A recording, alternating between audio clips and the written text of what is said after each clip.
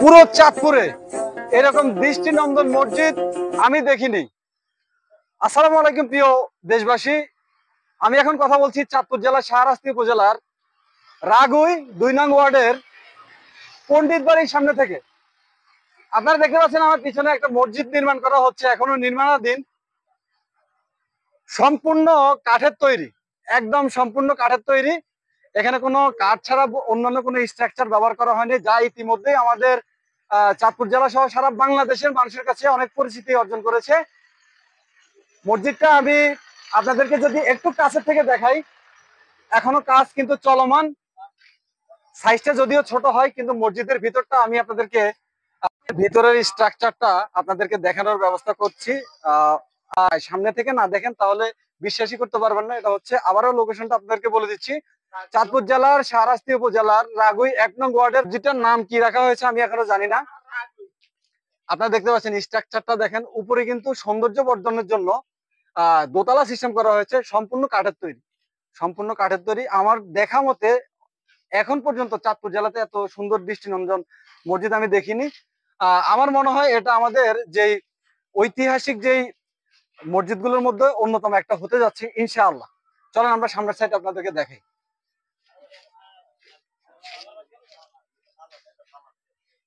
দেখেন রাস্তাটা, এটা হচ্ছে আমাদের দোয়াবাঙ্গা টু একদম লক্ষ্মীপুর যে সড়ক, সেই সড়কের পাশেই উপরে কিন্তু আলোকসজ্জার ব্যবস্থা করা হয়েছে। আর এই আলোকসজ্জাটা কিন্তু মসজিদের সৌন্দর্য আরো অনেক গুণ বৃদ্ধি করে দিয়েছে। আপনাদেরকে যদি আমি দেখাই, এখানে ইন্টারেস্টিং আরো একটা বিষয় আছে। এইখানে একটা রাস্তার পাশে তাল গাছ রয়েছে। এই তাল গাছের মধ্যে যে মসজিদের মাইকিং এর যে ব্যবস্থাটা, সেটা কিন্তু এই তাল গাছের মধ্যে করা হয়েছে। এই দেখেন এখানে সিঁড়ির ব্যবস্থা করা হয়েছে, এই যে সিঁড়ির ব্যবস্থা করা হয়েছে, এখানে উঠে যদি আপনার মাইকে কোনো সমস্যা হয় সেটা কিন্তু এটা থেকে রিপেয়ার করা হবে। যাই হোক, কথা না বাড়াই, আপনাদেরকে আমি যেটার জন্য আসছি সেটা আগে দেখানোর চেষ্টা করি। দেখেন অনেক দূর দূরান্ত থেকে মানুষ কিন্তু এখানে আসে ছবি তোলার জন্য, কারণ দেখতেই সুন্দর। আর এই মসজিদের সৌন্দর্যটা কিন্তু দিনের বেলা থেকে রাতের বেলায় সবচেয়ে বেশি সুন্দর দেখা যায় মসজিদটা। আমি এক কথা বলতে পারি, এটা হচ্ছে আমাদের রাগুইর গর্ব, আমাদের রাগুই ২ নং ওয়ার্ডের গর্ব। কারণ এত সুন্দর মসজিদ যারা নির্মাণ করছেন, যারা অর্থ সহযোগিতা করছেন, তাদেরকে আমি আন্তরিকভাবে ধন্যবাদ এবং কৃতজ্ঞতা জানাই। আমাদের অন্তত মানুষ যারা নামাজ পড়তে আগ্রহী হয় না খুব একটা, তারাও কিন্তু এই মসজিদে এসে এক ওয়াক্ত নামাজ পড়ার চেষ্টা করবে। কারণ হচ্ছে মসজিদটা দেখতে সুন্দর, দেখার জন্য আসলেও তার মনে হবে যে না, আমি এখানে এক ওয়াক্ত নামাজ পড়ি। চিন্তা করে দেখেন, আহ মোটামুটি বলতে গেলে আমাদের এখানে অজপাড়া গাঁও, সেখানে কিন্তু এই ধরনের দৃষ্টিনন্দন মসজিদ আহ যারা উপহার দিয়েছেন তাদেরকে আবারও ধন্যবাদ জানাচ্ছি, অনেক অনেক কৃতজ্ঞতা প্রকাশ করছি।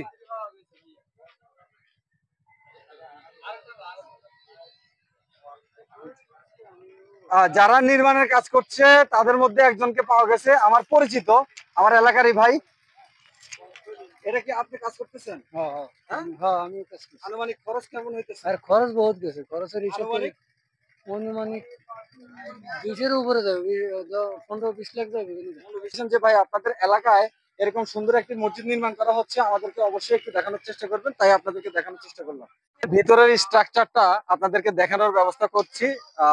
আমাদের যিনি সম্মানিত মুরব্বী দায়িত্বে আছেন, ওনাদেরকে আমরা অনুরোধ করে একটু খোলার ব্যবস্থা করেছি। ভিতরে আপনাদেরকে আমি দেখানোর চেষ্টা করি। দেখেন, আপনাদের কাছে মনে হইতে পারে যে জিনিসটা মসজিদটা আসলে ছোট, ছোট হইলেও এই স্ট্রাকচারটা করতে কিন্তু অনেক টাকার একটা ব্যাপার। যদি উপরের দিকে দেখেন, এগুলো কিন্তু আমাদের রুচির যে পরিবর্তন সেটারই একটা বহিঃপ্রকাশ।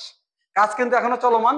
এই জিনিসগুলো সম্পূর্ণ কাঠের। এটা হচ্ছে মিম্বার, যেখানে আমাদের সম্মানিত ইমাম সাহেব খুতবা দিবেন অথবা এখানে তিনি নামাজ পড়াবেন। আর এটা হচ্ছে মুয়াল্লিমদের জন্য।